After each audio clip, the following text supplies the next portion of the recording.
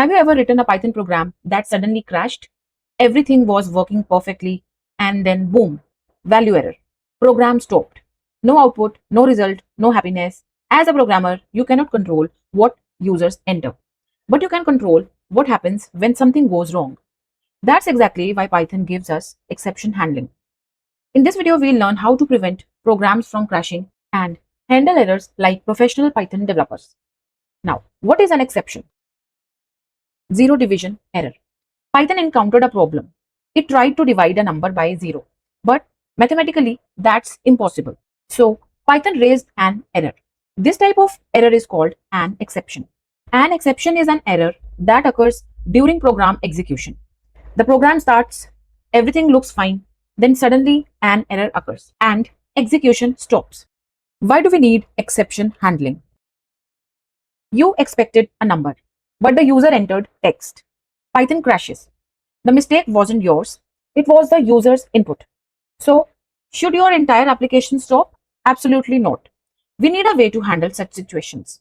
Let's create our first try except program. Now let's meet the hero of this video. Try means Python try executing this code.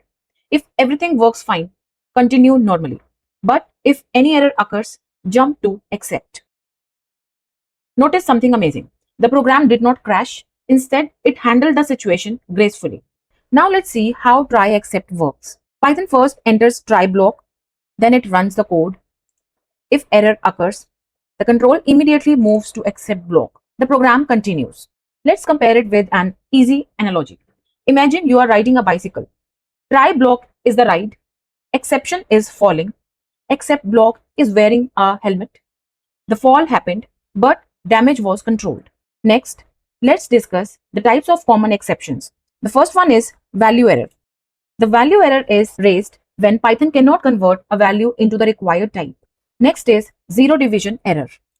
This exception is raised when we try to divide a number by 0.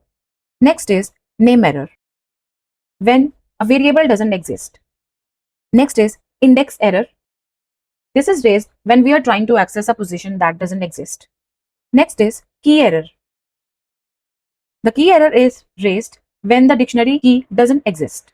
Next is type error. This exception is raised when we are trying to perform operations on incompatible data types. Let's see how to catch specific errors. This is much better. Instead of catching every error, we catch only the error we expect. Professional developers prefer this approach. We can use multiple except blocks. Let's see how. Different problems, different solutions. If user enters text, value error runs. If user enters 0, zero division error runs. Remember one important point, only one matching except block executes. E stores the actual error message, which is useful for debugging. We can also use an else block. Else executes only when no exception occurs. Think of else as nothing went wrong. Next is finally block. Finally always executes no matter what happens.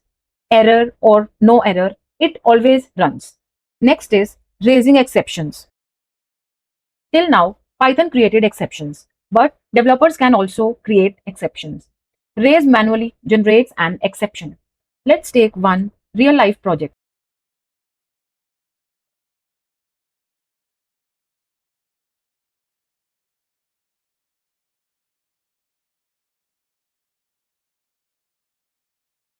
In this ATM example, when the user enters a valid amount, it shows transaction successful message.